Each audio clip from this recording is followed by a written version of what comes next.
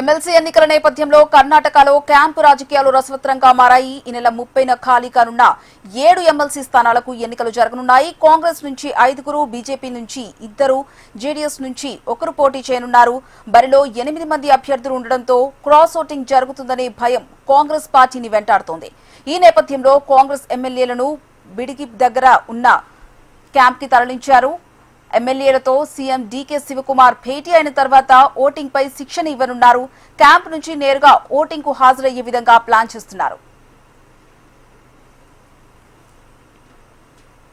ఇదే అంశానికి సంబంధించి పూర్తి సమాచారం రీజనల్ కోఆర్డినేటర్ ప్రవీణ్ లైవ్ ద్వారా అందిస్తారు. Praveen, over to you.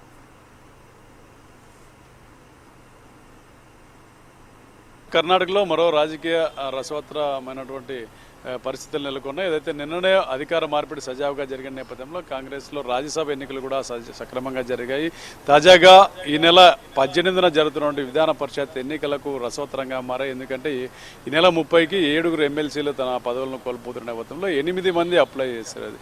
Congress నుంచి 5, జేడీఎస్ నుంచి 1, బీజేపీ నుంచి 2 నామినేషన్లు దాఖలు చేయడంతో ఒక్కసారిగా రాజకీయ వేడి నెలకొంది. ముఖ్యంగా కర్ణాటకలో సంఖ్యాపరంగా చూసుకుంటే కాంగ్రెస్ పార్టీకి 134 మంది ఎమ్మెల్యేలు ఉన్నారు. అదేవిధంగా బీజేపీకి 63 మంది ఎమ్మెల్యేలు ఉన్నారు. జేడీఎస్కి 18 మంది ఎమ్మెల్యేలు ఉన్న నేపథ్యంలో ఒక్క ఎమ్మెల్సీకి 28 మంది ఓటు వేయాల్సి ఉంటుంది. ఉన్న దీన్ని బట్టి 5 మరో ఇతరులు కూడా ఉన్నటువంటి నేపథ్యంలో 8వ అభ్యర్థి కూడా నామినేషన్ దాఖలు చేసిన నేపథ్యంలో 7 స్థానాలకు ఎమ్మెల్సీ ఎన్నికలు కూడా ఉత్కంఠగా మారాయి. రాజకీయ పార్టీల ఎవరికి వాళ్ళు జాగ్రత్త పడుతున్నారు. ఇప్పటికే అధికార కాంగ్రెస్ పార్టీ క్యాంపు రాజకీయాలకు తెరలేపింది. బిడిదిలో ఉన్నటువంటి రిసార్ట్కు ఎమ్మెల్యేలందరినీ తరలించారు. ఇవాళ ముఖ్యమంత్రి డీకే శివకుమార్ వాళ్ళందరినీ కలవనున్నారు. ఇప్పటికే విప్పు జారీ చేయడం జరిగింది పార్టీ తరఫున. ఆయన ఓటింగ్ పైన కూడా శిక్షణ ఉన్నారు. ఎందుకంటే జేడీఎస్ అధినేత కుమారస్వామి కాంగ్రెస్ అసమ్మతి ఎమ్మెల్యేలతో టచ్లో ఉన్నారని చెప్పి ప్రచారం జరుగుతున్న నేపథ్యంలో ఈ క్యాంపు రాజకీయాలకు కూడా తెరదీయడం జరిగింది. సంఖ్యాపరంగా చూసుకుంటే కాంగ్రెస్ పార్టీకి 4 ఎమ్మెల్సీలను సునాయాసంగా గెలుచుకోనుంది. అదేవిధంగా బీజేపీ 2 ఎమ్మెల్సీ స్థానాలను సునాయాసంగా గెలవనుంది. కాంగ్రెస్ పార్టీ సంఖ్యాపరంగా చూసుకుంటే మరో 4 ఎమ్మెల్సీలు గెలిచిన తర్వాత కూడా మరో 22 ఎమ్మెల్యేల బలం ఉంటుంది. మరో ఎమ్మెల్సీ గెలవాలంటే వీరికి దాదాపు 6 ఎమ్మెల్సీల బలం అవసరం ఉన్న నేపథ్యంలో ఇప్పటికే బీజేపీ బహిష్కృత ఎమ్మెల్యేలు 2 కాంగ్రెస్ క్యాంపులో ఉన్నారని కూడా మనకి సమాచారం అందుతుంది. మరోవైపు ఇతర పార్టీల నేతలను కూడా టచ్లో ఉన్నారు. 2-3 ఇండిపెండెంట్లు కూడా కాంగ్రెస్కి టచ్లో ఉన్నట్లు కూడా ప్రచారం జరుగుతున్న నేపథ్యంలో మరోవైపు జేడీఎస్ కూడా సన్నద్ధమైంది. బీజేపీకి 63 మంది సంఖ్యాబలం ఉన్నారు.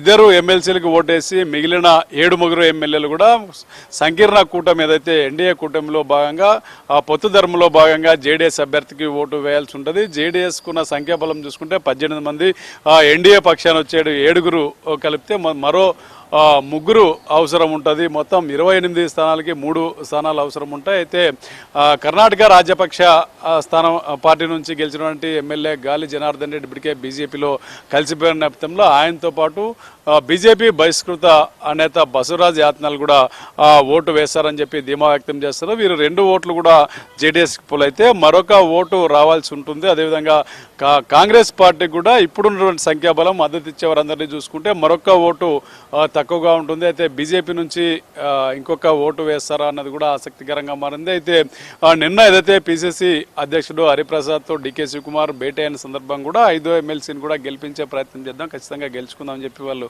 ఆ చర్చల్లో కూడా ఈ అంశం వచ్చిన నేపథ్యంలోనే డీకే శివకుమార్ ముఖ్యమంత్రి అయిన తర్వాత మొట్టమొదటిసారిగా జరుగుతున్నటువంటి ఎన్నికలు కావడంతో ఇది ప్రెస్టీజియస్గా తీసుకున్నారు.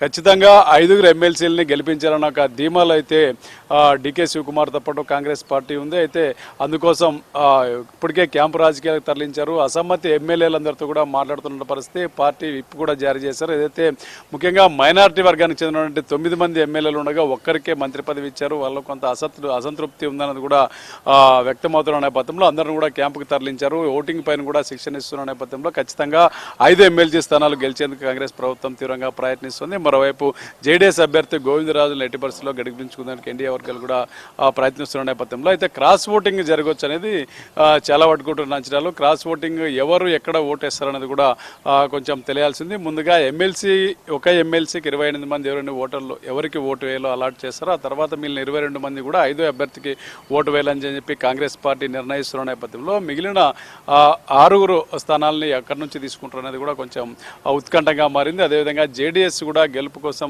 ప్రయత్నాలు చేస్తుంది. కేంద్ర మంత్రిగా ఉన్నటువంటి కుమారస్వామి జేడీఎస్ అధ్యక్షుడు ఉన్న నేపథ్యంలో ఆయన కూడా కాంగ్రెస్ పార్టీ అసమ్మతి నేతలు ఇతర వర్గాలతో కూడా మాట్లాడుతున్నట్లు తెలుస్తుంది. మరోవైపు బీజేపీ 2 స్థానాలకైతే పోటీ చేసింది. ఆ ఇద్దరు కూడా సునాయాసంగా గెలిచే అవకాశం ఉంది.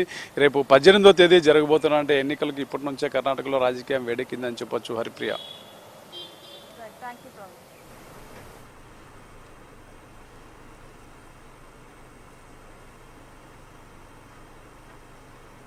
Right, thank you Praveen.